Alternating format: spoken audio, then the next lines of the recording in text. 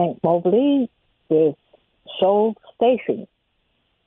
Hank Mobley is on tenor sax, Wyndon Kelly on piano, Paul Chambers on double bass, Art Blakey on drums.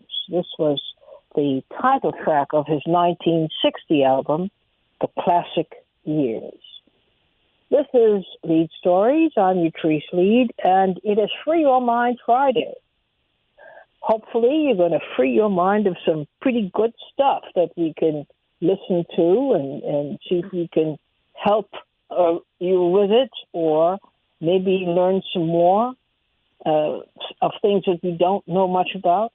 But in any event, this is your time. If you're joining us for the first time, Free Your Mind Friday is a special feature that we have adopted, and we at it now for quite a while, where we suspend regular formats and devote the entire program to what you are thinking, what is on your mind, what you would like us to know, issues that are uppermost in your mind.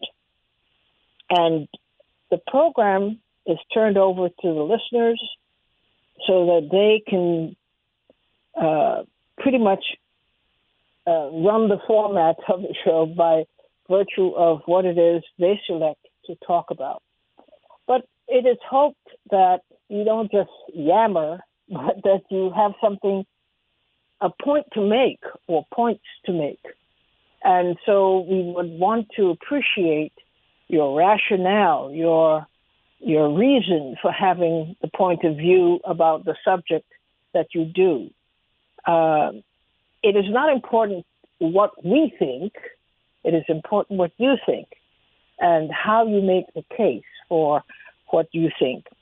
The number to call is 888-874-4888. And once you do that and you connect, you can see who's calling and we can get a sense of the order in which you appear. Then we can proceed. Again, 888-874-4888. Just to segue in, well, you know, the Democratic National Convention has come to an end with a lot of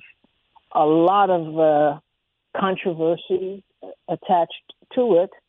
But then again, not, because we saw it coming. So you may want to talk about that. Okay, let's get started. Harvey from Berkeley starts us off today. Hello, Harvey. Patrice, how are you? Okay. How's life in your burning state?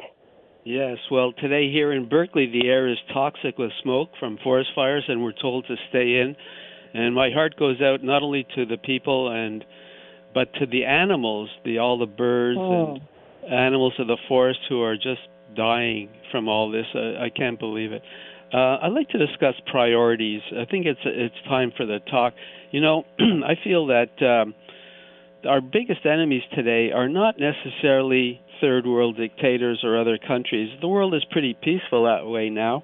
The real enemy is global baking, brought on by our excessive use of fossil fuels like coal, oil, natural gas, and nuclear. And they are turning our planet, they turned up the heat on our planet to the extent that our polar caps are melting. You're getting ocean rise. Our coastal cities will be inundated. Out of control forest fires earlier this year. They're happening even earlier than last year. And flooding, massive flooding, larger and more deadly tornadoes and hurricanes. There's no end to it. The heat waves are driving people crazy, and also you get the polar dips where the cold comes from the polar caps and is pushed over America. So we are really, this is the real enemy these days. Is Mother Nature is on a rampage. And we're suffering from it. And here in California right now, usually they have a lot of fighters to help fight the fires, but due to COVID, a lot of the people who fight forest fires are prisoners, and because of the COVID, they've let a lot of prisoners out, and so they don't have that many people to fight the forest fires. They have about a third of the people who used to fight for forest fires now, and they're exhausted. They're working 72-hour shifts. Meanwhile, at the same time, and there's just massive destruction. At the same time, we give over a half of our gross national product to the military-industrial complex, and they have over 100 bases around the world with untold amount of soldiers and sailors, Air Force, and all that to protect us, to protect our shores. But meanwhile, our cities here are burning. So it's not about the protecting us from the outward enemy; it's the inward enemy, and we use a lot of that money that we give to the armed forces to protect our fossil fuel assets around the world, which just create more global baking. And so I'd like to see the National Guard. I'd like to see our money being used to protect us, really protect us, which is not. There's not enough money for equipment. There's not enough for firefighters. I'd like to see the Army. I'd like to see the National Guard brought in to help quell some of these out-of-control blazes that are ruining some of California's best, beautiful, most scenic areas. They're just going up in flames right now. And so it's time for us to revisit our priorities and work to really protect our nation. It's not just California. It's like, with a severe drought. It's happening all over. We have to look at that money and really use it to protect our country, not just to build new, like billions of dollars to build new jet fighters. Well, we don't have equipment to fight fires here in California. So that's what I'm calling for. I'm calling for a reassessment of our priorities to help really save America from our real enemy, which is global baking and all the horrendous weather problems that are creating, which are going to accelerate, and it's going to really play havoc with our country. And so I'm calling for a change of mind, and hopefully a change of government away from the fossil fuel politicians like Trump and his administration to help us, save us, because I tell you, when I go outside, I can't breathe. I feel sorry for all the pets and all the animals and all the people here, and everybody's scared. And so, this is on top of the whole COVID thing. So it's really bad here. We really need to work our money, put our money to work in the right way, and not just the old ways don't work anymore. And we need to rethink it all. Do you get a sense, because you're into this area very substantively, but do you get a sense that there is a cogent response? I mean, it's not like fires are new. This has been going on for years. Is there an improved response to fires? And not that every fire is the same or it can be contained the same way, but by now, do you get a sense that there is a reasonably decent plan to at least tackle the fires when they start occurring? No, because I've been listening to the radio here, reports coming in from all parts of California, and everybody is they're desperate. Everybody's desperate. They're desperate for people to fight the fire. It's overwhelming. They haven't gotten it together. No, they have not.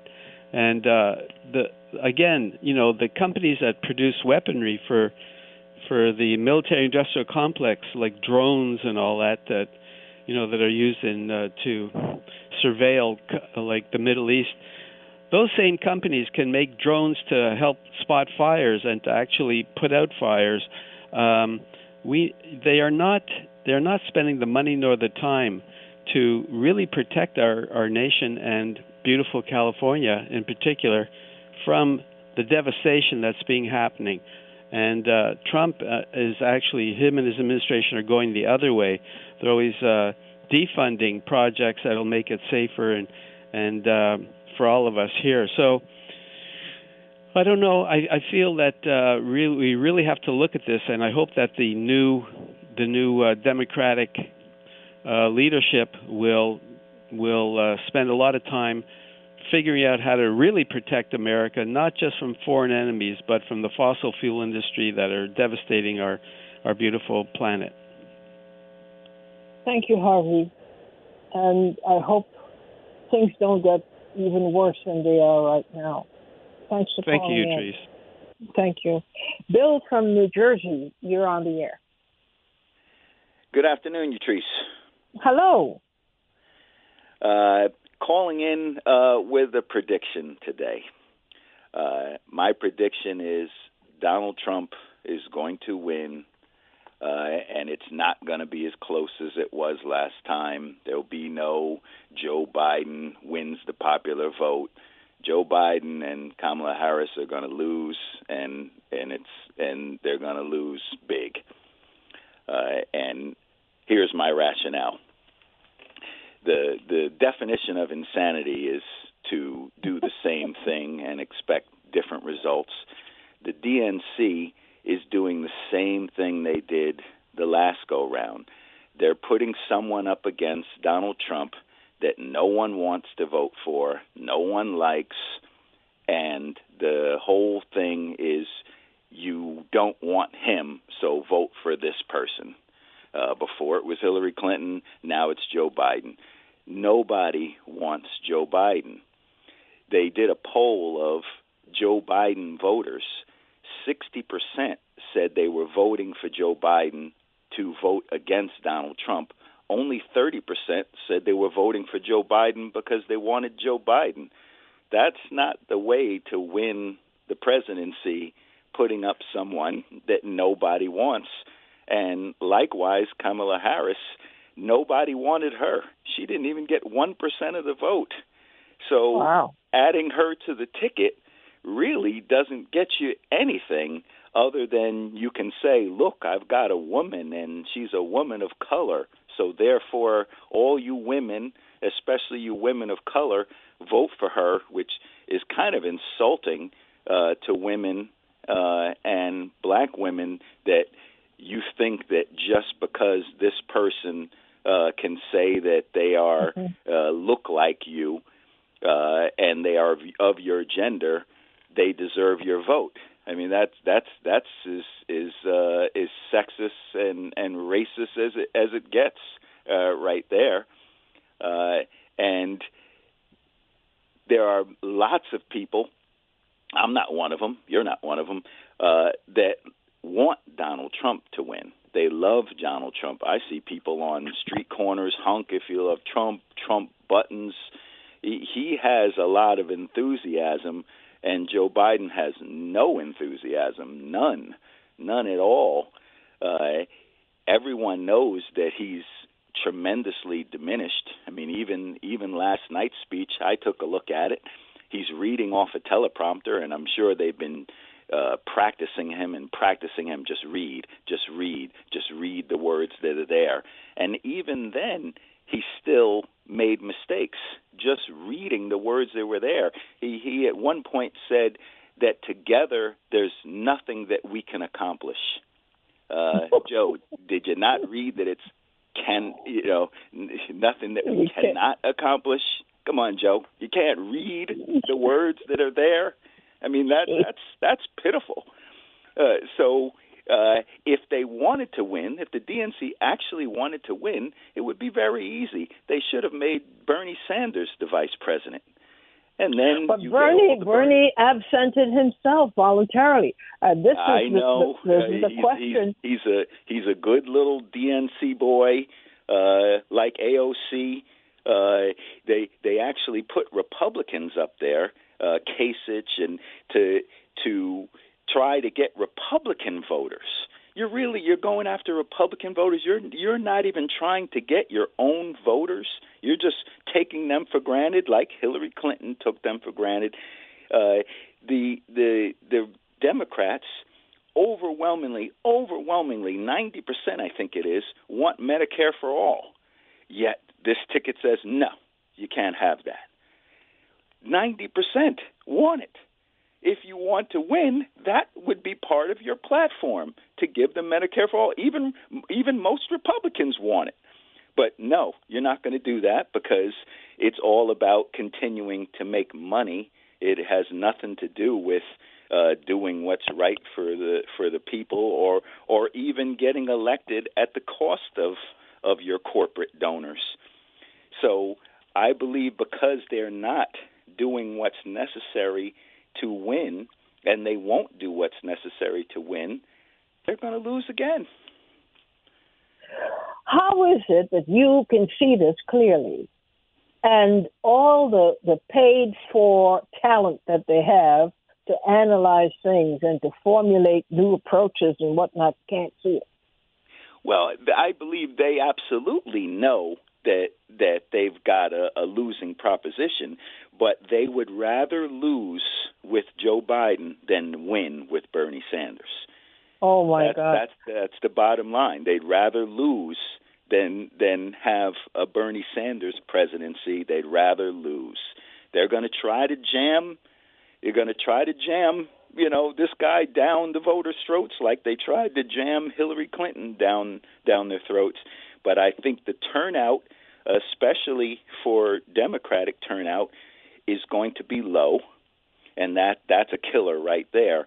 And part of that is blue states have been and cities have been harder hit with coronavirus, which is only going to come up in the cold and flu season, October, November. And Democratic people tend to be more fearful of the coronavirus. They're more the must wear a mask, where the Republican and red state people are more, we're not worried about that. And they have enthusiasm for Trump. It's crazy. I mean, he does nothing for them, but I mean, the guy's a showman, and he gives them the show. They're going to turn out for him, and people are not going to turn out for the Biden-Kamala Harris ticket. Well, I have a question that goes back to something you said earlier, and that is focusing on Sanders. Yes. Sanders opted out. And yes, he did. Do you think that he made a mistake and knows it? I think that, there's a reason why, heavyweight champions of the world are not, 80 years old. I think that a lot of the fight goes out of you as you get older. I mean, Bernie's been at this a long time. He's an older guy. I mean, maybe if this had been 20 years ago, Bernie would have said, I'm running independent. I'm not going to put up with this. But I don't think he has the fight in him at this point, and he doesn't like being stuck with that. You caused us not to win. You're to blame for Donald Trump. He doesn't want, the kind of thing that they put on Ralph Nader at one point, that you caused this. You were the spoiler. You weren't, a good DNC person, and you're to blame. And I don't think he wants to blame, and I don't know if he ever was real in these last two runs, or whether he was, placed there for a purpose. I don't know. Sometimes it seems like he was placed there for a purpose that, you never can tell with politicians. They have their own agendas. I mean, look at AOC. She's supposed to be so progressive and a maverick, and she gets in there, and now she just votes for whatever Nancy Pelosi tells her to vote for. They actually had Kasich go up at the DNC and bad talk AOC and say she's not what the Democratic Party is. Really? You're putting a Republican up at the DNC to say that AOC is not what the Democratic Party is? You're saying what it is? And they allowed that, and she responded just about none. They didn't let her speak. They got Republicans speaking, and she's not. The window of time is closing. Do you see any alteration to the trajectory they've already begun to follow, or do you see that there's a chance that there might be an emergency session for people to recalibrate how this campaign is going? I think they have already crashed through the guardrail, and now it's just they're plummeting toward the river below. Oh. And there's no stopping it. There's no stopping it. I mean, the last chance was to pick a better vice presidential candidate, someone that actually brings votes, someone that brings life, someone that will get people out there. I mean, now Kamala Harris will be a world better in her debate than Joe Biden will be, but that's one debate, and who really cares about that debate? But if Joe Biden doesn't somehow pull out of the 3 debates with Donald Trump will murder him in those debates. Oh, Lord. I mean, Joe Biden is going to get destroyed in those debates. It's not going to be pretty. Well, I don't let's see see how it goes, but at least, people can't say they didn't know. You're raising the issue now, and I'm sure that it is being echoed in other quarters where the party leaders should have gotten a wind of it, not just your specific call, but the general thrust of it. Other people might share your view and might have brought it to the attention of the party, but I don't see any evidence that they're inclined to change course or even amend course right now. I don't think so. I think that's absolutely right. I think they're, just like with Hillary Clinton, it's been decided and you will vote for her, and it's now this time you will vote for Joe Biden. I saw, this was months ago, but I actually saw an interview with Joe Biden's wife, and she said, Joe may not be the best guy on this subject, or the best guy on that subject, or the best guy on this subject, or the best guy on that subject. But you got to just suck it up and vote for him because he can beat Donald Trump. Really? What That's a persuasive argument. That's incredibly persuasive. That was his wife's pitch. You don't like anything he's for, but this is what you have to do. Okay. That's great. Oh, wow. Well, let's see how things proceed in the next week or two. But time, of course, they say, time is of the essence in this regard. And I agree with you about the unexpressed disappointment already permeating the Biden campaign, and the Democratic Party is apparently not listening, or it feels that it can't do anything at this state that would make a significant impact and change. Thanks for calling in, Bill. I appreciate your call. Jay from New York, you're on the air. Good afternoon, Utrice. How are you? I hope all is well, and I hope you had your lentil soup this week. Well, I haven't had my lentils yet, but I'll make some. Hey, best thing in the world for you.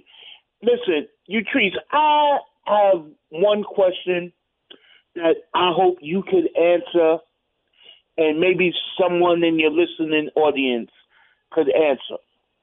What happens to this country realistically if Donald Trump is reelected as president based on what was presented to America over these past 4 days by the Democratic Party? Is it we don't know. All we know is whatever it is, we have to live with it and face it. We cannot. Bill just finished giving us a whole litany of reasons why things have already begun to go south. with the Biden campaign, and they're not likely to improve. And the window of time is closing. So it's not a good place to be in, and nor is it feasible or logical to believe that things can change so dramatically in such a short time that it could significantly change the outcome. Well, I think that is all about the narrative and how it's put forward on how bad Trump is for the country. I mean, one of the things that I thought was not put forward over the 4 years was the narrative, in a sense, that Trump portrayed to the country in regards to he was going to build a wall and Mexico was going to pay for it. I don't think that was addressed properly. And I think one of the things that could have just showed the contradiction and the constant lying of Trump would have been to use something very simple that people in a sense overlook. Is his constant and continuous golfing. Now, that may be a small thing to some, but remember, he said that he would be in the office working for the American people where he would not have no time to golf. And he used that as an example of all of the supposed golfing that Obama did. But when we put the facts out there about it, the amount of golf that Trump has played in regards to Obama, there's no comparison, nor is there a comparison in the amount of money that has been spent in regards to travel. These are the type of little small things that wake people up when you show the contradiction. They don't wake people up. But for some reason, to me, for what it's worth, I don't think people care about how much golf Barack Obama played or how much golf Trump is playing. I think they care about the conditions on the ground. What is going on day to day in this country, and what people are expecting and what they're getting. They're miles apart from each other. But it all boils down to how you articulate it and how you put forward the narrative. Just COVID alone, and the manner in which he's handled COVID, and the manner in which he continues to handle COVID. I mean, let's be very, very clear. But if he's still, can I finish, please? It's important. It's important what I'm about to say. You got to hurry a little bit. Talk a little bit fast. I will. If he gets back in office and we have another pandemic like we had in March and April and February of last year, this country may totally be wiped out because of what may have to come into play. And it seems like people don't understand the neglect that this guy has done to the country in regards to his dealing with the pandemic. And it has to be articulated by the Democratic Party to the American people. So that's it. This is a sad story about politics. The way you are thinking probably will never surface in a room of Democrats who are strategists. They're not concerned about anything you just said. Wow.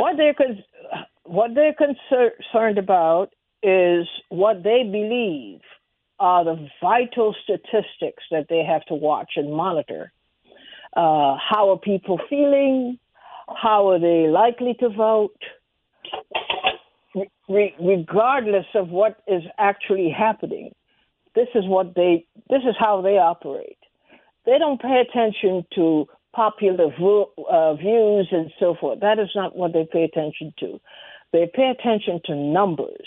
They're strictly numbers people, and they believe so strongly in them that they're not open to reason on anything else because their response will be the same. We have numbers, we have facts, we have figures. You do not. You're talking about what you feel and what you think is happening. That's not the way they operate. They operate. Then we're in trouble. Then we're in trouble as a country. We've been in trouble because but it's gonna be worse. And I'll leave on this: if he gets back in the office, and this pandemic hits again on the level that it hit these past few months, the economy and everything will shut down, and the United States will never be the same, because the truth of the matter, I live in New York, and we're not recovering on the level that we should. Because, to be honest, I never knew that restaurants was as important to a community and a tax and all of those things that I've seen in New York right now. It has devastated more families than one could imagine. One industry, the restaurant industry. Have a good day. Thank you for calling in and contributing. Gwen from New York, you're on the air. Now, I'm listening to the conversation, and I said to my friend this morning, after watching part of these hearings with this clown, Louis DeJoy, this morning, and seeing the devastation of the post office yesterday, and I'm wondering if everybody or if anybody takes any of it seriously. There is only one other ruler that I know that actually destroyed government property in order for him to get elected, and that was Hitler. He set the fire at the Reichstag, and then he went ahead and closed down all other political parties. Yesterday, I saw on TV that literally millions of dollars of equipment, working equipment, was thrown into the garbage as if it had no value whatsoever, and who cares? And it was amazing to me. This equipment belongs to the people of the United States. And Donald Trump and his mafia friend, DeJoy, thought it was a great idea to take this equipment and throw it into the garbage.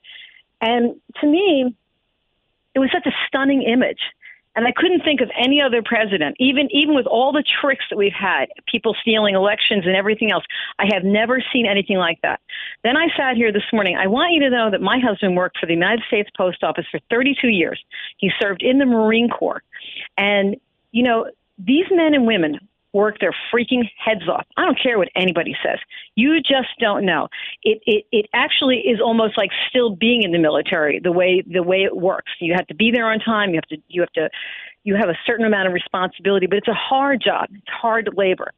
And I got to sit here and listen to this fat cat DeJoy on TV talking about $75 million worth of unemployment, as if like that was anything that the postal workers should not be getting. That's not right. That's not fair.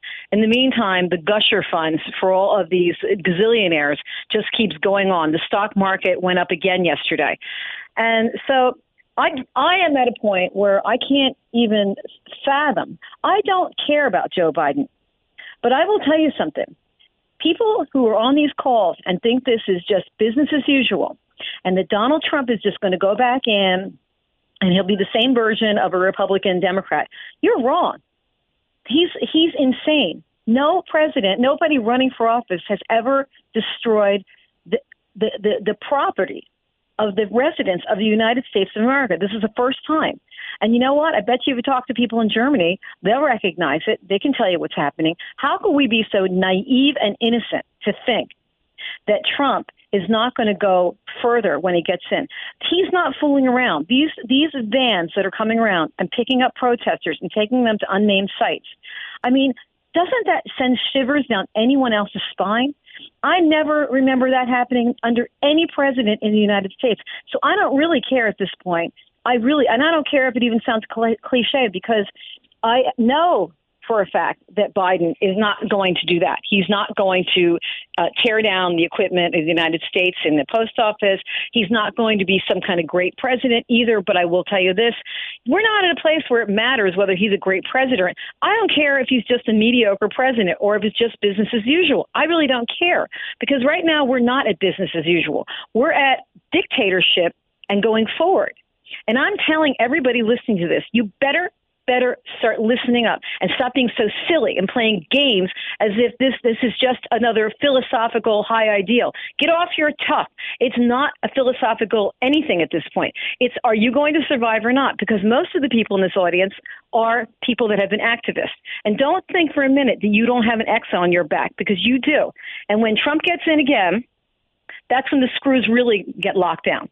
And if this man is so desperate that he would go in and he would destroy millions and millions of dollars worth of equipment just to win an election, hello, I don't know. That, to me, you've been saying it correctly since you started to talk about Trump. You said he was unhinged. He is unhinged. But what about the people around him that are also unhinged and that are so desperate? These are despots that want to have this kind of power. Anybody that would do what they're doing now, we shouldn't even be having a discussion about it. They should be right now impeaching him for criminal mischief, for destroying government property. That's what should be happening right now. But it's not going to happen. And I'll tell you what, I don't care who goes in next as long as it's not Trump. I'm so afraid, because I know that he loved Hitler. He read many, many books about him. He idolizes him. And I know that he's willing to do whatever it takes to stay in power. And I just think that when I listen to people thinking it's just a normal election and it's just the same old, Democrats against Republicans, both the same, both going to give us the same. Not true. Barack Obama is not Donald Trump. I don't like many of Barack Obama's policies, but you cannot say that he is anywhere near or like or anything anyway like Donald Trump. So I'm just putting this message out because I'm asking people to stop talking about deterring other people from voting. If you don't want to vote, I don't think it's fine. But I would ask you to stop asking other people to not vote and telling them it's not worth it, because it is worth it, because lots of people are going to die under this man. Lots of people already have died. Isn't that enough for you? Do you want to keep going down this road? I don't care if it's a mediocre president. I'm imploring people to stop being so silly and grow up and get on with the next president. And the one light I think at the end of the tunnel is this: Joe Biden will be, I think, very much like President Johnson. He has a huge amount of protesters around him. He is not a strong president, but we could have a silver lining here. We could actually dictate the terms of this presidency, because he's not going to be a strong president. So with the country already in the streets now, I think that we could get what we want this time with this kind of a president. He's not going to introduce those ideas, but we could make him pliable.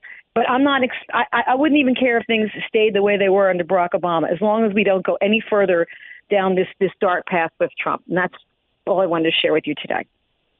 Very forceful argument you make, Gwen. Thanks so much for contributing today. Leona from Michigan, you're on the air. Greetings, Utrice, and greetings to your audience. Thank you. And to you, too. Thank you. I was calling because I just wanted to let people know about an opportunity to watch this historic documentary film. I'm not a part of the film. I don't get any kickback or anything from the film or anything like that. But it's called Nation Time Gary, and it's a documentary film about the 1972 National Black Political Convention that took place in Gary, Indiana. About 10,000 people came to that convention. It was historic, largest national black convention to date. According to Richard Hatcher, the late Richard Hatcher. Anyway, this film is going to be available online this Sunday. It's part of a film festival, and the film is narrated by Harry Belafonte and Sidney Poitier. It features people like a 32-year-old Jesse Jackson, who at that time was talking about reparations for slavery and how he didn't trust Democrats nor Republicans. Richard Hatcher, Amiri Baraka, Charles Diggs, Walter Fauntroy, Dick Gregory, Bobby Seale, Betty Shabazz, Coretta Scott King, Queen Mother Audley Moore, and more. It's the only documentary of that convention.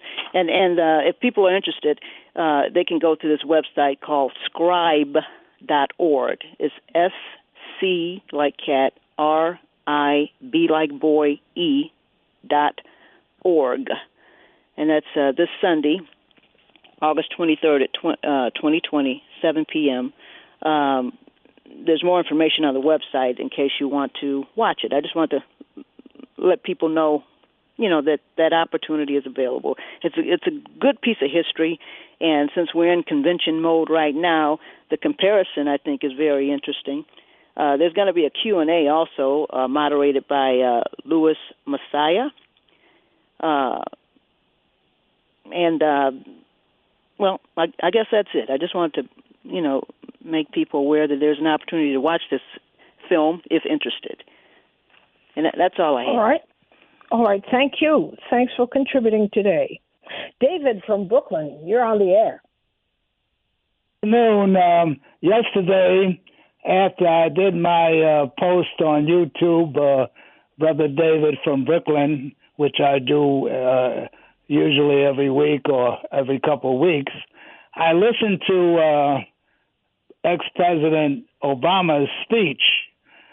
And as I listened to his speech, I said, what a brilliant orator. And I counted somewhere around 17 or 20 times that President Obama said democracy. And it made me think of what has been done in the past, of just repeating things over and over again, and eventually it goes into people's heads and they believe it. And when I'm thinking about the Democrat Party, I'm not thinking of that division of the Uniparty that is interested in democracy. It's interested in those people at the top, the ruling group, doing what they have to do to manipulate the people. Now, on from there, this day, I was listening to Harvey. He's always bringing up brilliant things. And he talked about how most of the budget is, the majority is spent for, defense, so-called defense, which I call a war budget. And I guess you put that together with the intelligence budget, and a big chunk, more than half, the U.S. budget goes for those two areas. Now, what I think is that in order to get away without having the people complain about the waste of the budget and buying all this equipment, you got to have enemies. So that is the chief strategy, to always keep a bunch of enemies out there and make it seem as it's necessary to have this big war budget with all kinds of equipment that you shouldn't have to buy, because it enriches those people who are the contractors, those people who are making these things and giving service contracts and keeping a big standing army of people. And, so this is what we see. Now, the other thing that I'm thinking about is Bernie Sanders and Elizabeth Warren.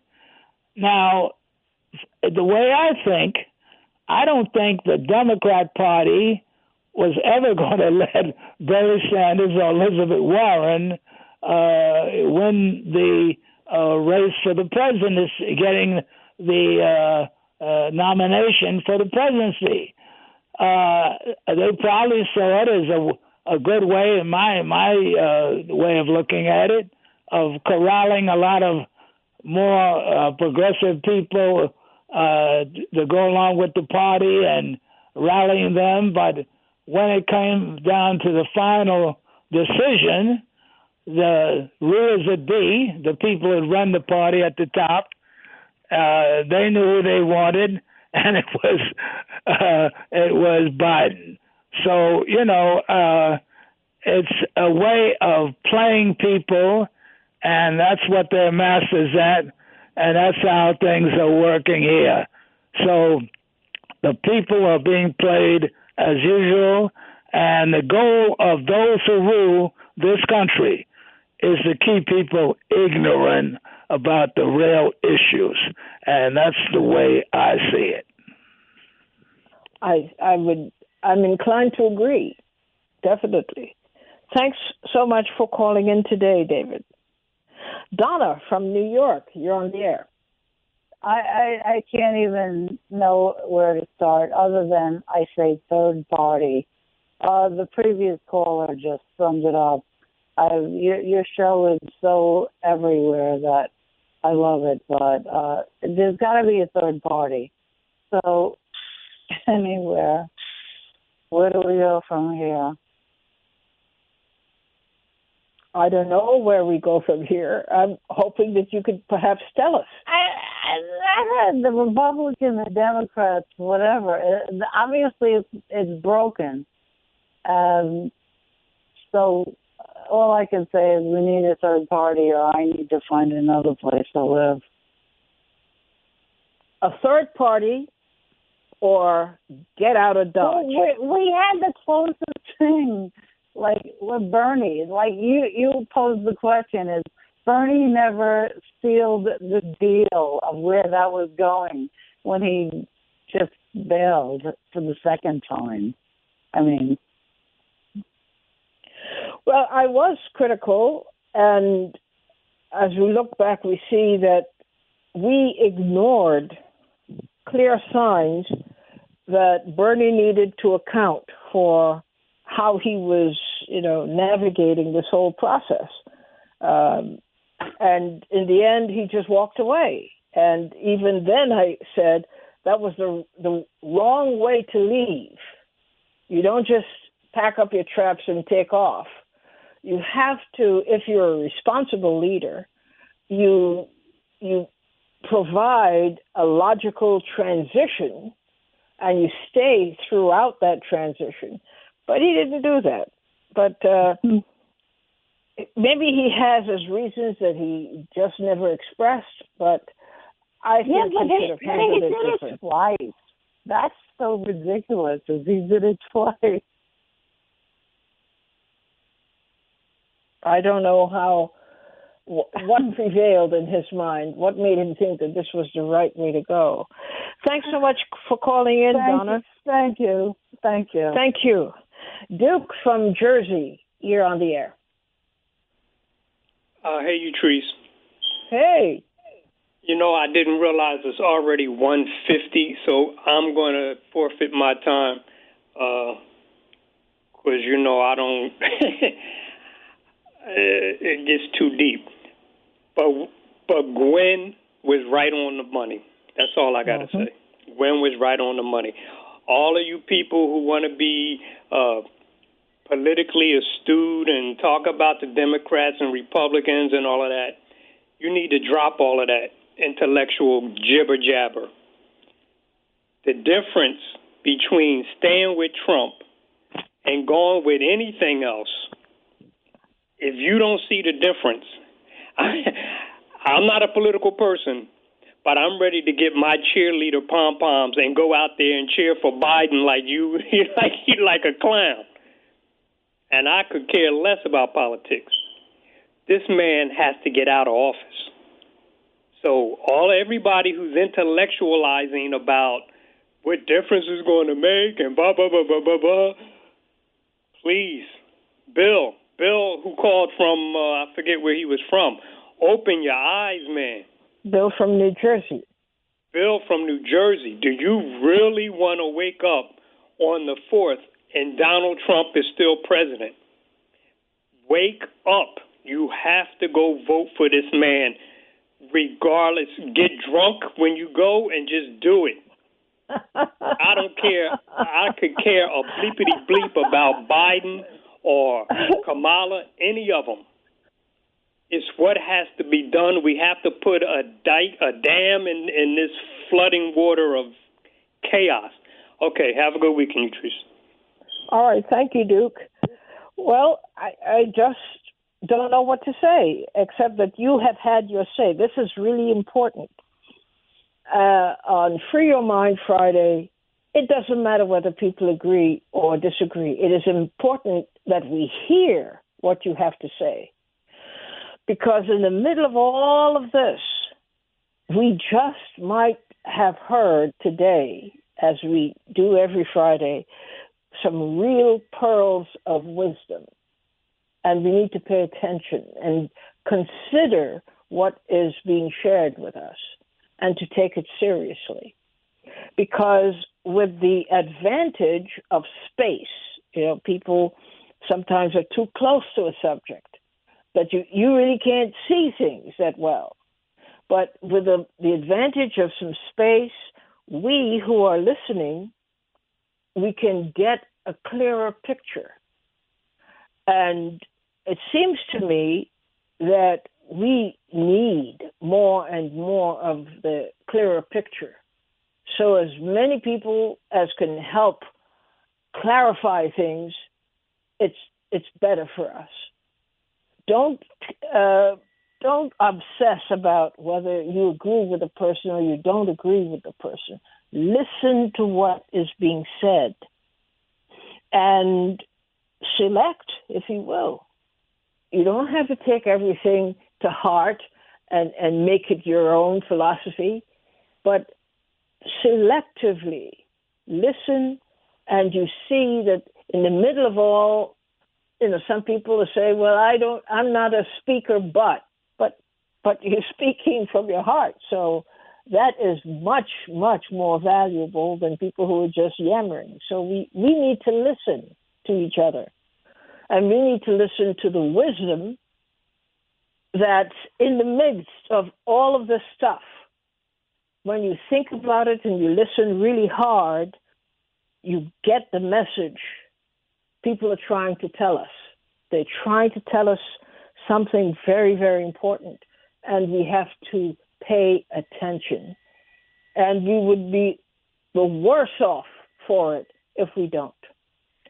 I thank you so much for using the program as intended, which is to encourage the cross-pollination of ideas.